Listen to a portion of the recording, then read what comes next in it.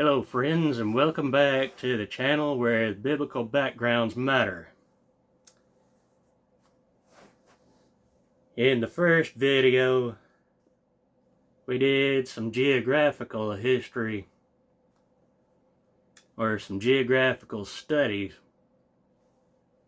of the ancient Near East. Now for some more history and information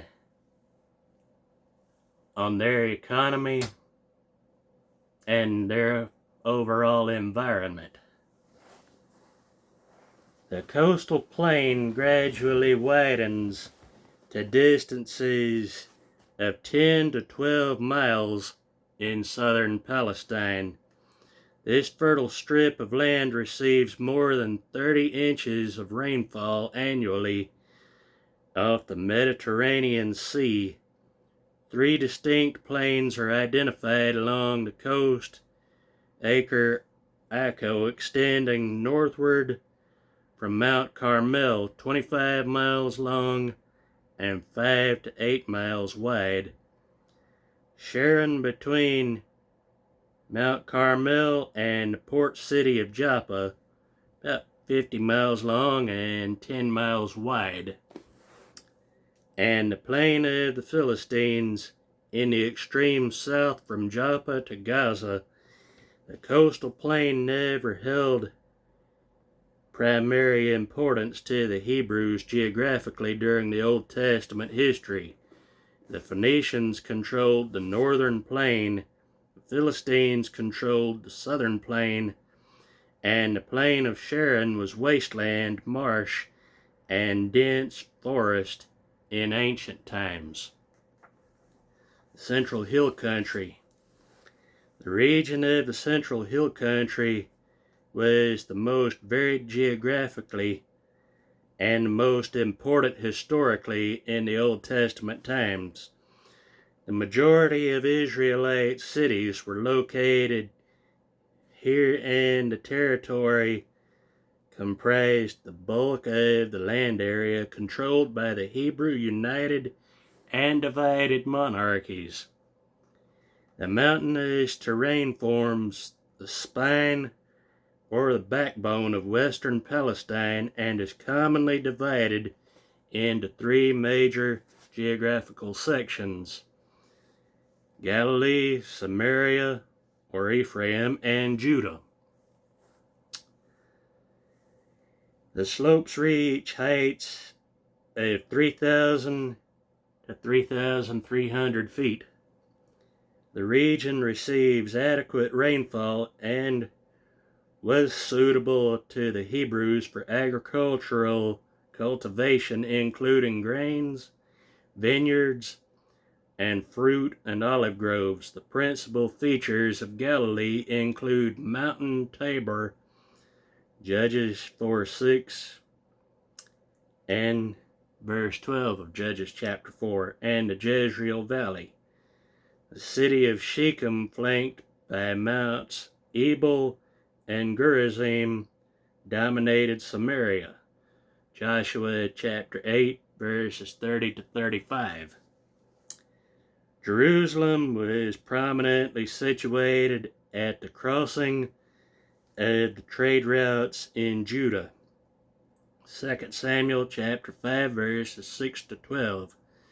The strip of land between the coastal plain in the south and the central highlands was known as the Shephelah. This broad and fertile Piedmont, or plateau between coast and mountains, was a forested area in the Old Testament times and occupied by the Philistines. Judges chapters 14 and 15 and 1 Samuel chapter 17. During the days of the Judahite monarchy, Beth Shemesh and Lachish were important fortifications along the southwestern flank of Judah. 2 Chronicles chapter 25 verses 17 to 28. The Jordan Rift, the Jordan River, or cleft, is a great geographical depression that begins in Syria in the Lebanon mountains and runs south to the Gulf of Aqaba in the Red Sea. The Jordan River Valley that forms the eastern boundary of Palestine is also part of this jagged geological trench. The Jordan River has its origins on the lower slopes of Mount Hermon and rises from three spring-fed rivulets. The Jordan flows southward from Hermon to the Hula Lake and swamp, and then drops quickly some 900 feet and empties into the Sea of Galilee. This inland freshwater lake is 650 feet below sea level and is surrounded by rounded hillocks. The lake itself is 13 miles wide and 7 miles long. The Jordan River then flows south from the Sea of Galilee, winding in its ways to the Great Salt or Dead Sea, nearly 1,300 feet below sea level, the lowest point on the face of the earth. During antiquity, the region area around the Sea of Galilee was heavily populated and intensively cultivated by means of irrigation. Further south, the river valley narrowed and was covered with dense jungle-like vegetation, a habitat for wild animals in Old Testament times. Jeremiah chapter 49 and verse 19, and chapter 50 verse 44, and Zechariah chapter 11 verse 3. The southern end of the river valley was largely unpopulated except where the Jabbok River entered the Jordan, and at the spring-watered oasis of Jericho, lined with slippery clay mud hills and thick vegetation. The Jordan Valley still constitutes a natural barrier between Palestine and the Transjordan Plateau. The Dead Sea has no natural outlet, and its mineral-rich waters have a salt content of 30%. The limestone cliffs lining the western shore of the Dead Sea are pocked with caves that served as hideaways for bandits, political fugitives, and sectarian religious communities.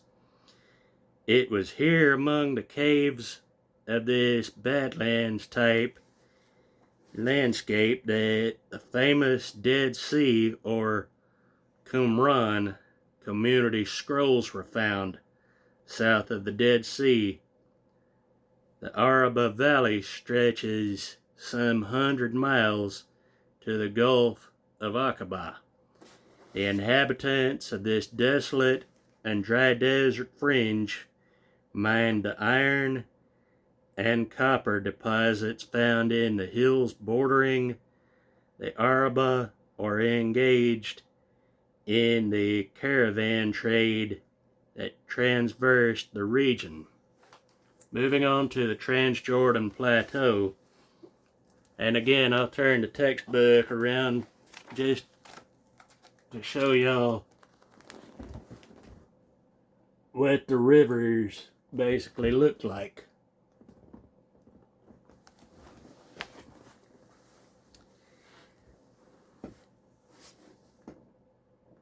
Broadly speaking, the Transjordan Plateau is an extensive tableland rising some 2,000 to 6,000 feet above sea level between the Jordan River and the northernmost reaches of the Arabian Desert.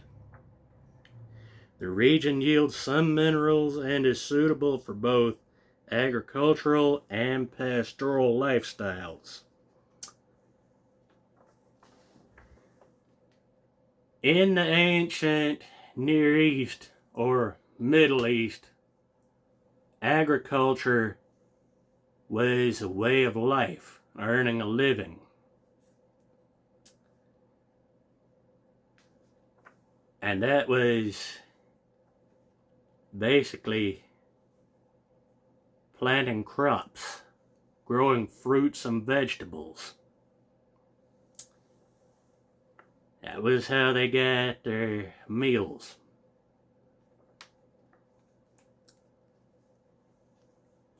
Four major wadis or rivers feed the Jordan River from the plateau, including the Yarmouk, Jabbok, Arnon, and the Zered.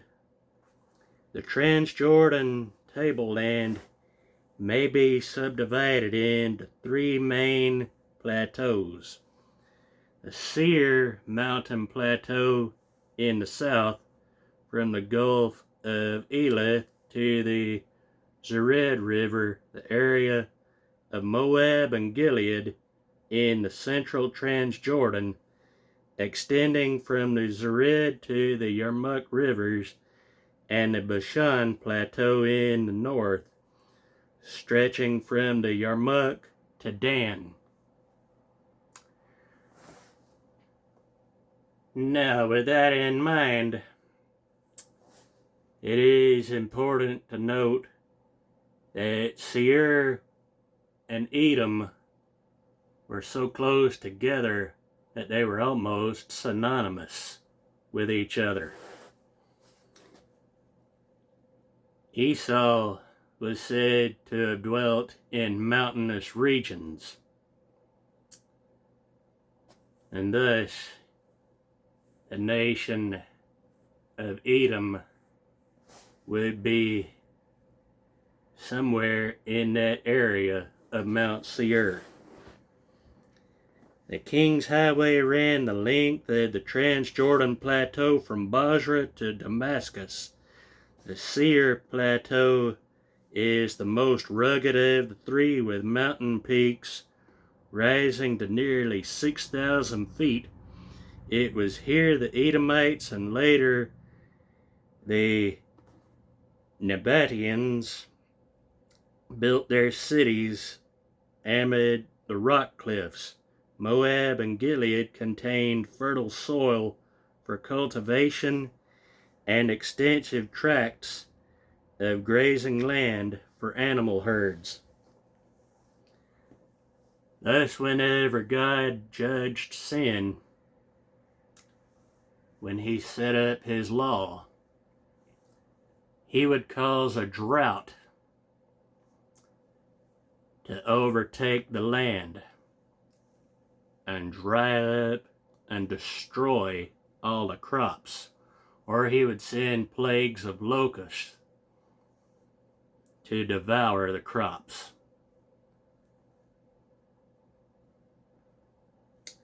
Forest remnants can still be found in Gilead.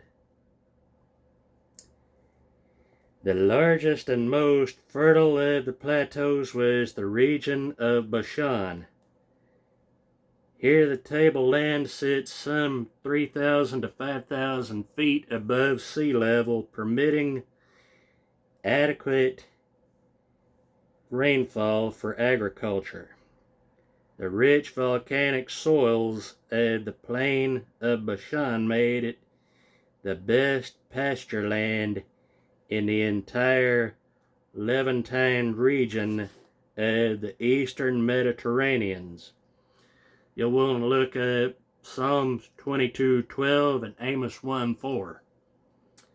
The Transjordan region was the first area settled by the Hebrews as part of the conquest of Palestine after the Exodus from Egypt. In Joshua chapter 13, verses 24 to 31. Throughout Old Testament history, the plateau area was often the site of military conflict. The Hebrews, the Arameans, the Assyrians, the Moabites, and the Ammonites all vied for control of the trade route centers along the King's Highway and of the fruitful land of Gilead and Bashan, a most valuable commodity in the arid and desert-like environment of most of the Near East. Trade routes, overland trade routes. The prophet Ezekiel's description of the Phoenician commerce in the first millennium BC confirms the strategic geographical location of Syro-Palestine. You'll want to study Ezekiel chapter 27, verses 12 to 36. As the land bridge between Africa and Eurasia, Palestine played a prominent role in the international trade as early as the 3rd millennium BC. There were two major international highways linking Mesopotamia and Egypt via Palestine. Both were very ancient trade routes, their history traceable back to the early Bronze Age, about 3000 to 2100 BC. One was known as the Way of the Sea, or Via Maris in Roman times. The route originated at Contour, or Kantara, in the eastern delta of Lower Egypt, crossed the northern Sinai Peninsula, turned north along the coast of the Negev and Judea, and then veered inland through Megiddo to the plain of Bethshan.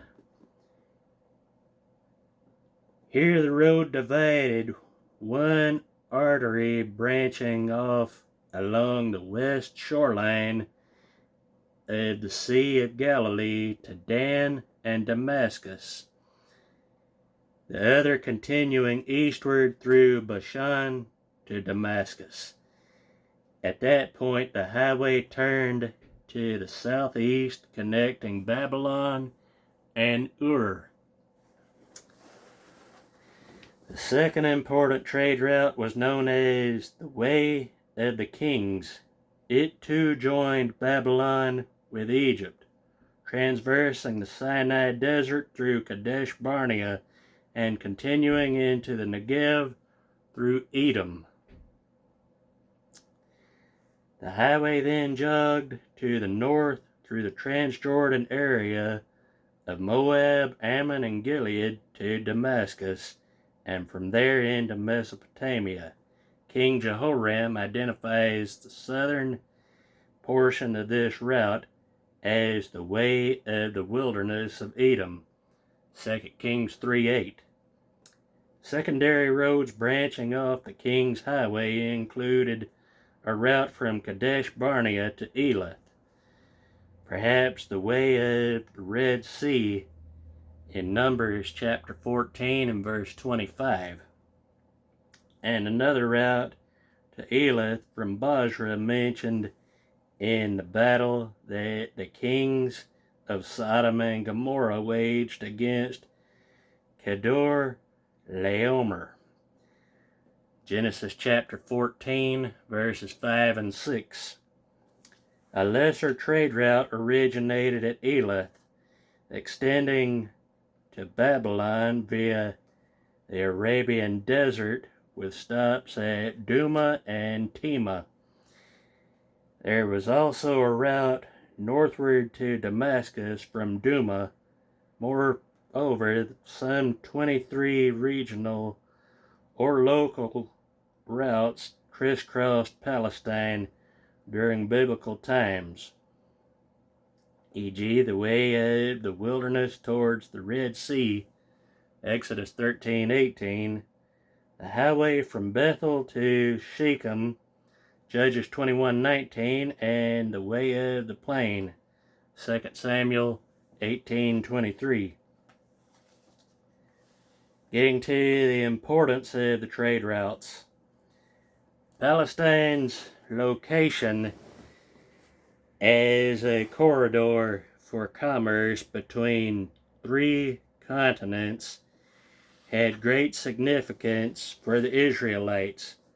Politically, the location made the Hebrews vulnerable to hostile invasion by foreign powers seeking to control the land bridge for military and economic reasons. This forced Israel to engage the international diplomacy, including forging alliances with surrounding pagan powers. On this account, Hosea the prophet rebuked the northern kingdom of Israel. Hosea chapter 7, verses 10 and 11. In their pride and self-sufficiency, the Hebrews sought political treaties with Egypt and Assyria, refusing to seek help from the Lord. Of course, this type of political maneuvering was useless. You see, nothing can be done against God without judgment and destruction. God will judge. Yes, God is merciful, He is long-suffering, He is gracious, but ultimately He is the righteous judge, and He will judge righteously, and He will destroy anything that is rooted in sin against Him. The Egyptians, Assyrians, Babylonians, Persians, and later the Greeks and Romans all took their turn overrunning Palestine as part of the military expansion of their empires. The crucial location of Palestine also had implications for the Israelites socially, economically, and religiously. Trade and commerce fostered the development of a merchant class. Soon the rich were able to gain control of the institutions of society and oppress the poor, breaking down the covenant community and equality before God. Economically, the prosperity and wealth associated with those engaged in merchandising encouraged a crass materialism. Naturally, the emphasis on trade and commerce led to Sabbath violations. These were greedy people, con artists, that had crept in to the nation of Israel. They did not focus on God. Thus they brought God's judgment on themselves. All this gave rise to pride, arrogance, self-sufficiency, and a false sense of security. Yahweh seemed irrelevant to them. The cosmopolitan nature of Syro-Palestine also led to intermarriage between Hebrews and foreign neighbors. This encouraged syncretism of Hebrew religion with cults of Baal, Shamash, Milcom, and so on. Now, not separation, uniqueness, and holiness God required of His elect. Ultimately, it was this religious pluralism religious pluralism that led to the overthrow of the Hebrew kingdoms and exile in Assyria and Babylonia. Hosea chapter 4 and Amos chapter 3. Now, with that being said, syncretism was what led to the destruction of Israel as a nation.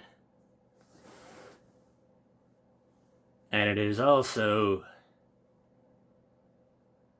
what will be one of the signs of the Antichrist in the end times, in the Great Tribulation. Now, I did 3 different videos basically explaining the history, origins, and beliefs of Unitarian Universalism. All of that in itself is syncretism. All the religions of the world mixed in together, coexisting, but denying the lordship of the Almighty God.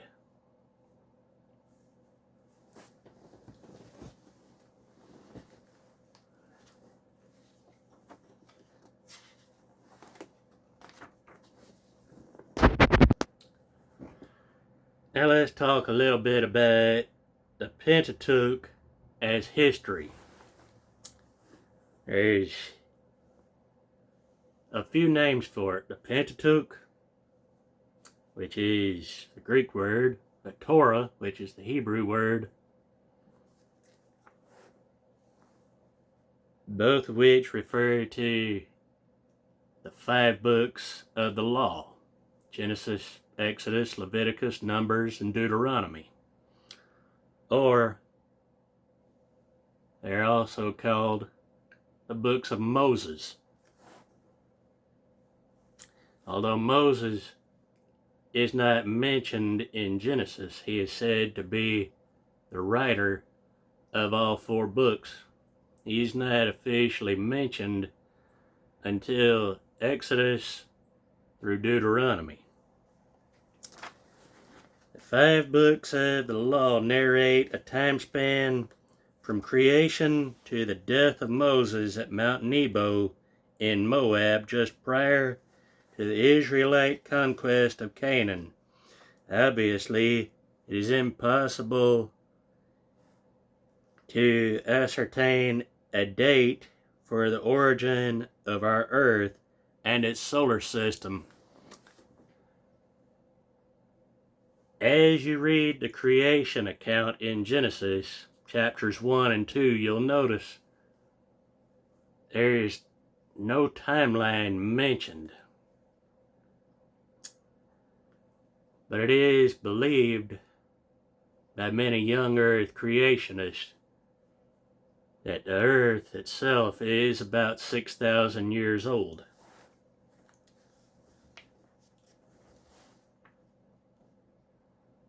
While estimates for the date of creation range from tens of thousands to billions of years, it seems best to leave the creation event an undated mystery. Roughly speaking, the Pentateuchal narratives, from the call of Abraham in Genesis 12 to the death of Moses in Deuteronomy 34, may be assigned to the Middle Bronze Age and Late Bronze Age. Basically between the Middle and Late Bronze Ages of ancient Near Eastern history. On a basic chronological continuum, this means that the patriarchal period extended from approximately 2000 to 1600 BC. So basically 400 years. But you'll note was the amount of time between the nation of Israel being in bondage in Egypt to the birth of Moses and the Exodus. While Moses and the Exodus date to about 1500 to 1200 BC, given the early 15th century and late date 12th century BC, options for the Israelite Exodus from Egypt see below under Pentateuchal chronology, and we'll read through that as well. The patriarchs emerged from Mesopotamian culture founded by the Sumerians, but reshaped by the Semitic dynasties of Sargon of Akkad that conquered and absorbed the decaying Sumerian civilization about 2400 BC. The later kingdoms of Sumer and Akkad were in turn influenced by the continuing infiltration of the Amorites from the north and west and the Elamites from the east.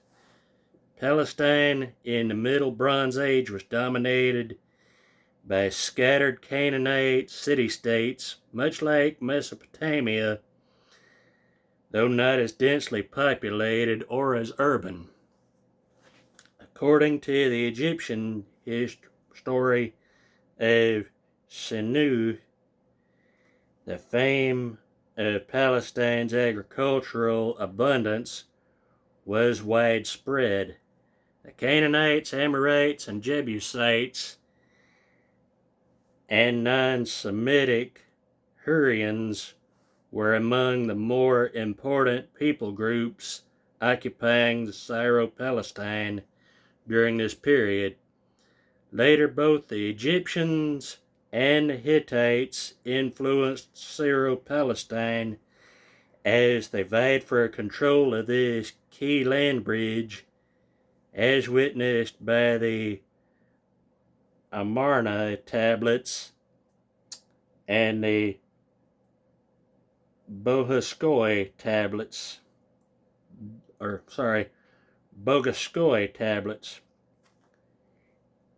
The Egyptians were the most prominent people group shaping the historical background of Pentateuchal history.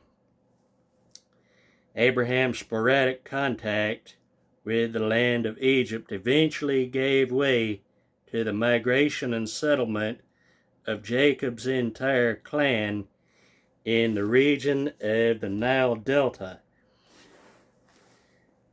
The Hebrews then resided in Egypt for several centuries, multiplying into a great nation while at the same time being thoroughly acculturated into Egyptian civilization. Examples of this acculturation are that not long after the Exodus, the Hebrews lapsed into worship of what had been an Egyptian deity. Exodus chapter 32 and verses 1 to 10. During the trek, the people clamored to return to Egypt. Numbers chapter 11 verses 4 to 6. And the Pentateuch itself contains some 45 Egyptian loanwords. Ironically, the Exodus narrative pits Moses and Yahweh against the Pharaoh and the gods of Egypt, with the central character Moses, a former Egyptian courtier.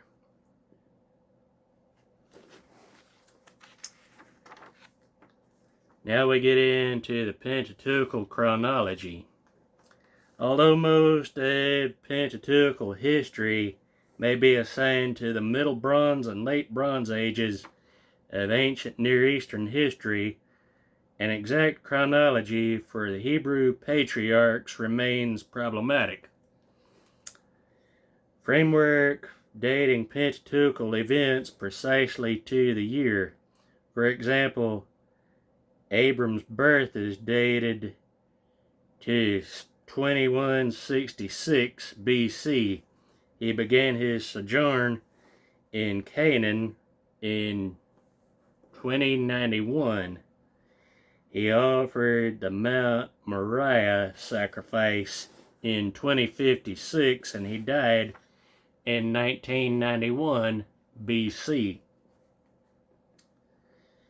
Others place the Hebrew patriarchs on a relative chronological continuum, assigning them broadly to the fourth centuries between 2000 and 1600 BC. Given the scanty and sometimes ambiguous biblical data relating to Pentateuchal history and chronology, a relative timeline for the Hebrew patriarchal period is preferable. And here's the picture of it.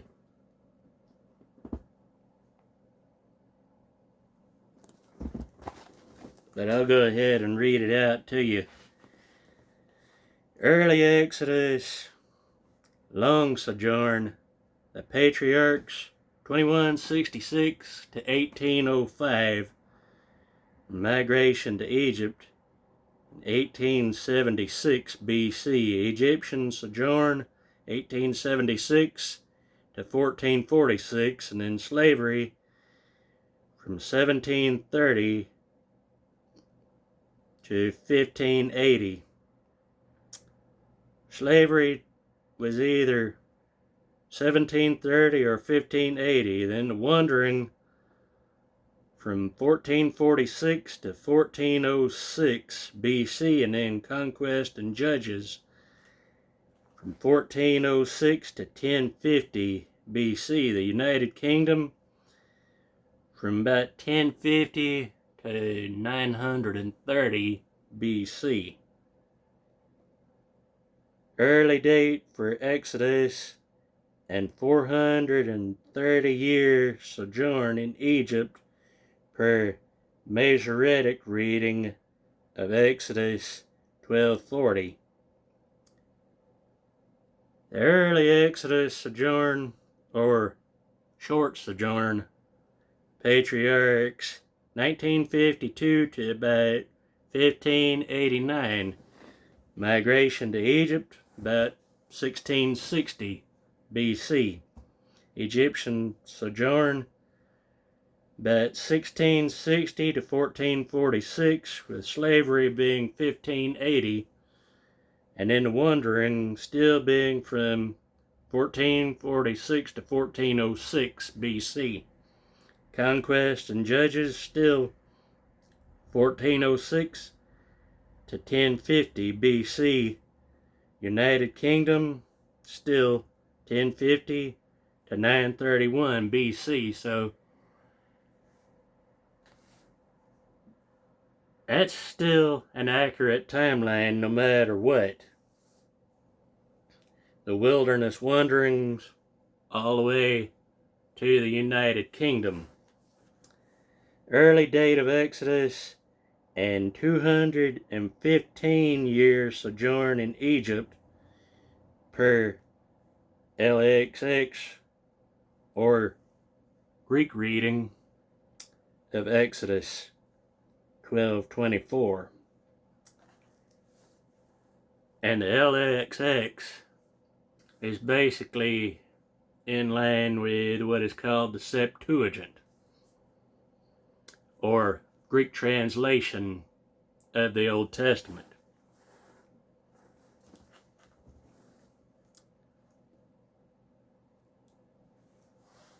Now we had the late Exodus dates, and Reconstructionists. The late Exodus, patriarchs, 1950 to about 1650 BC. Migration to Egypt, 1650 BC. Egyptian sojourn, 1650 to 1230 BC, with slavery being 1580 BC. Conquest and Judges, 1230 to 1025 BC. The United Kingdom, from 1025 to 931 BC. The late date of Exodus and belief in historicity of patriarchal events. That's the late date Exodus. The Reconstructionists, patriarchs, puts the date from 1500 to 1300 BC, with gradual migration. Egyptian sojourn from 1350 to 1230 BC. Conquest and Judges from 1230 to 1025 BC. So the late Exodus and Reconstructionist dates line up with each other, and United Kingdom dates 1025 to 931 BC. So these are theoretical dates here.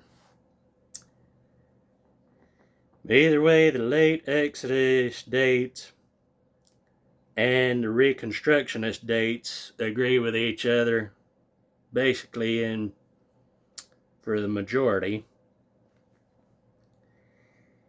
And then predominantly the early Exodus, long and short sojourn agree with each other, with one minor disagreement on the patriarchal history and date.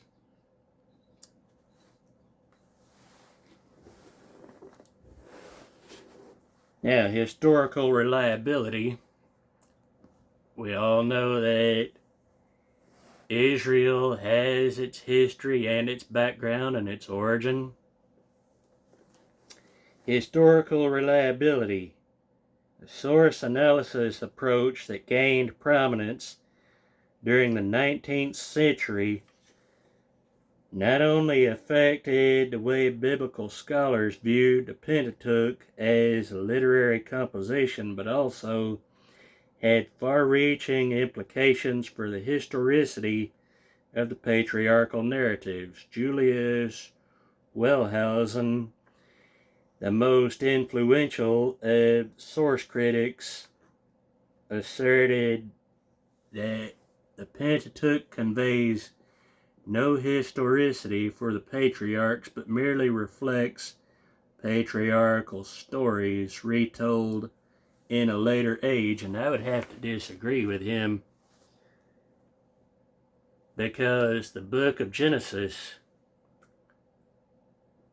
from chapter 1 and verse 1 all the way to chapter 50 and verse 20, is historical.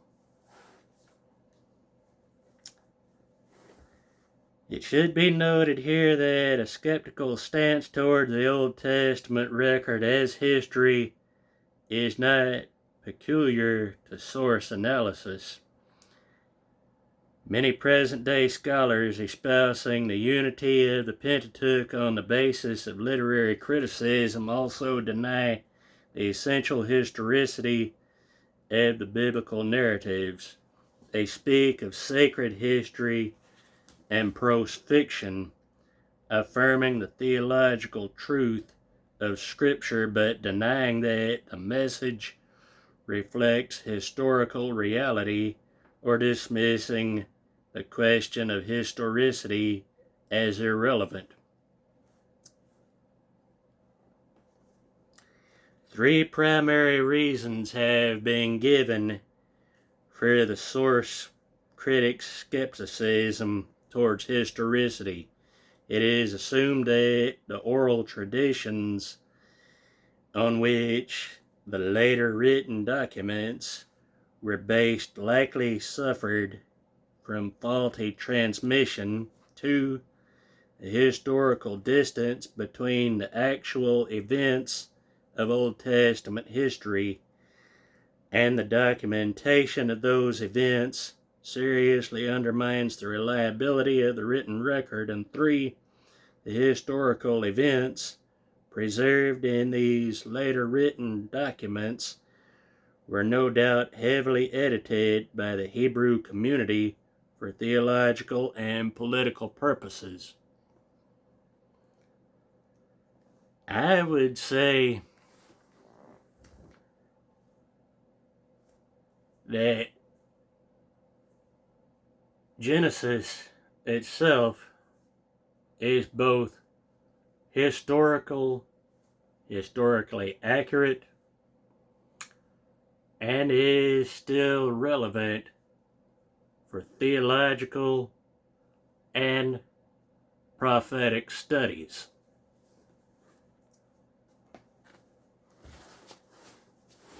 Because in the book of Genesis,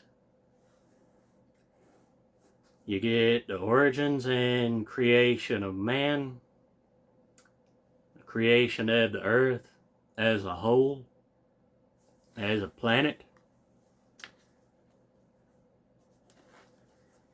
You get the creation of each type of animal. You get the creation of each type of plant. So it is historically accurate, and it is confirmed by archaeology studies. But let's keep on reading.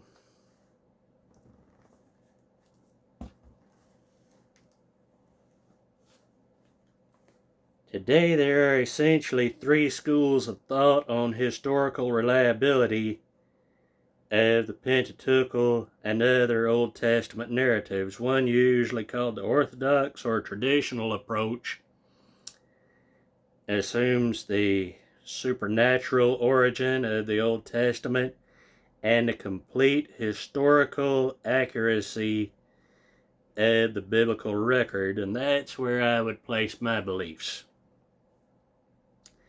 The Orthodox or conservative biblical scholar appeals to extra-biblical and archaeological resources only to support and elucidate the reliable history of Israel already provided in the Bible. Time and time again, archaeologists and historians have proven the truth of the Bible, even when they set out to disprove it. A second approach, the historical archaeological, presumes that the Pentateuch and the Old Testament is generally reliable. This means that the Old Testament in large measure preserved historical traditions rather than creating them. Archaeological data are employed as objective controls to the accounts of biblical history in lieu of the subjective literary and philosophical hypotheses. Those committed to this view believe that ultimately a proper correlation between archaeological data and biblical tradition will either support the historicity of the Old Testament narratives or permit the proper reconstruction of Israelite history. The third school of thought is that the historical reconstructionist is that of the historical reconstructionist. This view takes a skeptical stance towards biblical narratives on the grounds that they are the works of pre-scientific ancient and medieval historians. Generally, other ancient extra-biblical sources are considered more reliable than the Old Testament narratives, since they are older documents and hence closer to the events they report. The historical critical scholar uses a variety of methodologies, including source, literary, form, and tradition history criticism to reconstruct the history of Israel, in holding that the biblical accounts themselves cannot be taken at face value.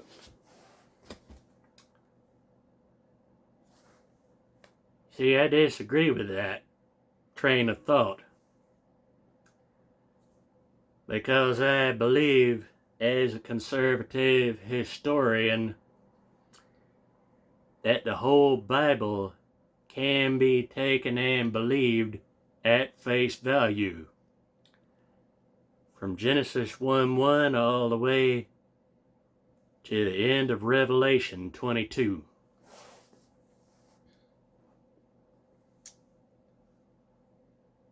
Again, it is noteworthy that Orthodox or conservative scholars may also use these critical methodologies while presupposing the supernatural origin and historical reliability of the Old Testament. So finally, the issue of historical reliability of the Pentateuch and other Old Testament narratives is one of preconvictions about the nature of the biblical text. Proponents of historical reliability are generally committed to the divine inspiration of the biblical narratives, assuring an accurate history of Israel.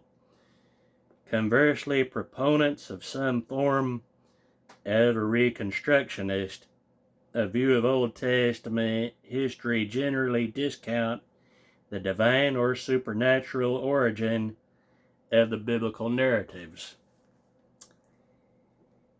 This preconviction accounts for their critical stance towards the Old Testament as a flawed human and pre-scientific document, and explains the need to reinterpret or recreate Hebrew history in light of extra-biblical literary and archaeological data in contemporary socio-political models. And that's about all I've got for this video. And again, may God richly bless you as you study His Word. And I pray to God that in this brief study of the history and geography of the Old Testament, that it will give you a better understanding as you do study the Old Testament. And always remember, biblical backgrounds and context matter.